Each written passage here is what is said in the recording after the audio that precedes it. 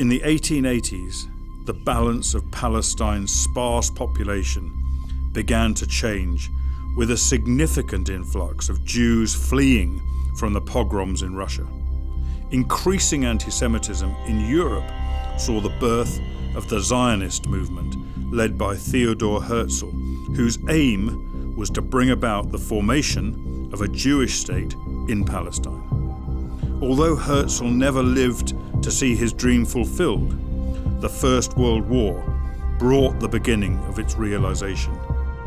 At the same time, an Arab nationalist movement within the Ottoman Empire was beginning to emerge. This was Arab nationalism. It was Arabs against the Turks. It was Arabs wherever they were living, but particularly in the Middle East. I mean, when you go beyond into North Africa, you have some Arabs, you have Berbers and so on as well. But so this was very Arab nationalism. Nobody had any thoughts of Palestinian nationalism at that time whatever, because there was no such place as a state of Palestine. There never had been. So nobody had gone for generations thinking, I'm a Palestinian. At the outbreak of the First World War in 1914, the Turkish Ottoman Empire sided with the Austro-Hungarian Empire and Germany against France, Russia, and the British Empire. Great Britain, together with her allies from Australia, New Zealand, and troops from across the British Empire, fought against the Turks, who were backed by the Germans. As the war on the Eastern Front progressed, both the British and French governments started to consider how the Ottoman Empire would be divided up in the event of its defeat. Where would the aspirations of the Zionist movement fit into it? And where would the Arab nationalist movement fit into it?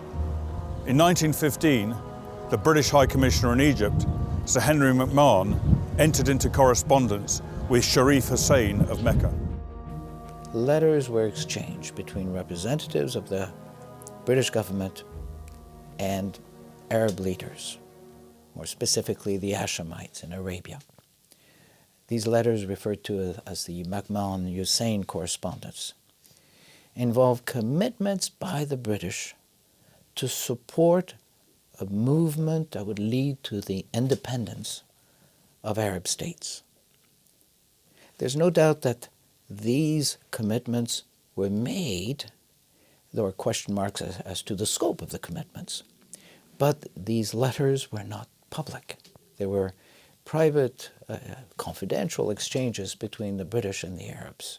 The deal with Sharif Hussein had no legal validity. It was just only exchange of letters. In order to make it legally valid, you have to make a contract, you have to make a deal, you have to make an agreement by both parties. Here was just an exchange of letters without inconclusive correspondence, and more disagreements than agreements, actually. McMahon himself made it perfectly clear. First is in a letter to John Shuckburgh, he wrote about this, that it was fully my intention to exclude Palestine as it was to exclude the more northern coastal tracts of Syria. And he's talking about two parts of Syria, and he wanted to exclude the southern part. Even later, that was in 1922, 1937, he wrote a letter to the Times, and he said, I felt it my duty to state, and I do so definitely and emphatically, that it was not intended by me in giving this pledge to King Hussein to include Palestine in the area in which Arab independence was promised. I also had every reason to believe, at the time, that the fact that Palestine was not included in my pledge was well understood by King Hussein. Now, you can argue against that, but can you really argue against the man who wrote the letter?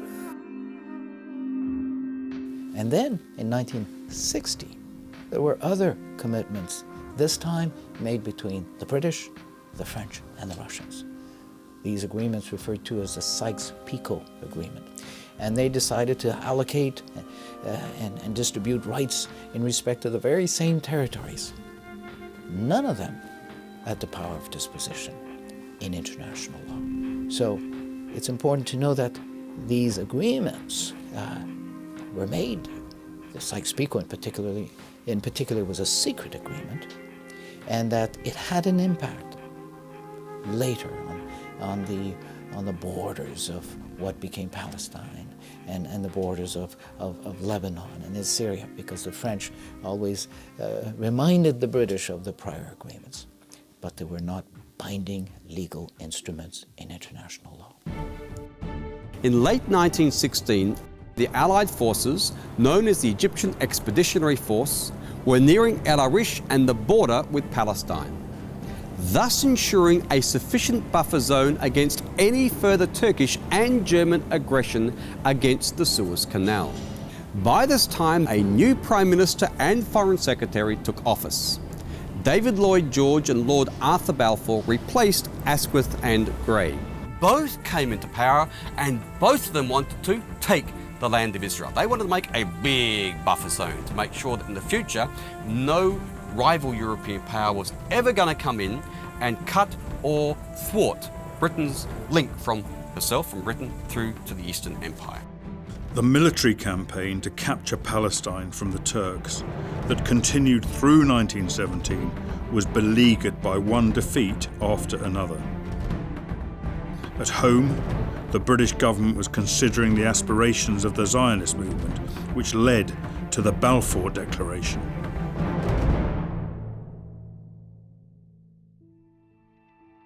The Balfour Declaration is truly a defining moment of history.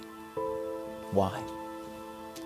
Because a number of years earlier, the Zionist movement, which took off as a result of the initiatives of Herzl. First, his very important document under the name of the Jewish State, where he was looking for a solution to the Jewish problem. This document really is the beginning of the story. To understand the importance of the Balfour Declaration, we've got to go back to him. And his proposal, his solution was, we need to end the homelessness of the Jews. We need a home. We need a state. And then he had this conference in Basel, Switzerland in 1897, brought together 200 prominent Jews from around the world and did something rather miraculous. He got them to unite. The history in Europe of what the Jewish people went through is horrendous. It is persecution, it is massacres, pogroms, expulsion from countries. It take a long time to even summarize what the Jewish people went through. And there were leaders in Great Britain who were courageous and were prepared to make a decision which was a noble decision, because it was time to act justly. It was time to repair these wrongs.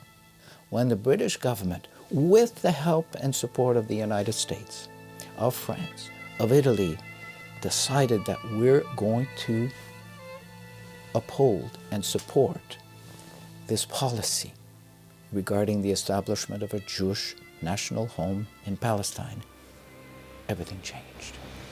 On the 31st of October 1917, as the War Cabinet met here in Whitehall to decide the final wording of what became known as the Balfour Declaration, unbeknown to them at that moment, the Allies won their first victory in the campaign to liberate Palestine from the Turks. Earlier that day, the British and New Zealand forces paved the way for the epic charge of the Australian Light Horse to take the historic town of Beersheba. It was one of the last horse-mounted charges in the history of warfare. The news of the victory in Beersheba reached London on the day that the letter from Lord Balfour to Lord Rothschild was signed on the 2nd of November 1917. His Majesty's government view with favour the establishment in Palestine of a national home for the Jewish people, and will use their best endeavours to facilitate the achievement of this object. It being clearly understood that nothing shall be done... The fall of Beersheba into Allied control paved the way for the conquest of Jerusalem and to bring the ancient Jewish homeland under British rule. A year later, on 31st of October 1918, the Turkish Ottoman Empire surrendered to the Allies. The surrender of the Germans and the Austro-Hungarian Empire followed shortly after that. In the next episode of Whose Land, we look at the Paris Peace Conference of 1919 and the formation of the League of Nations.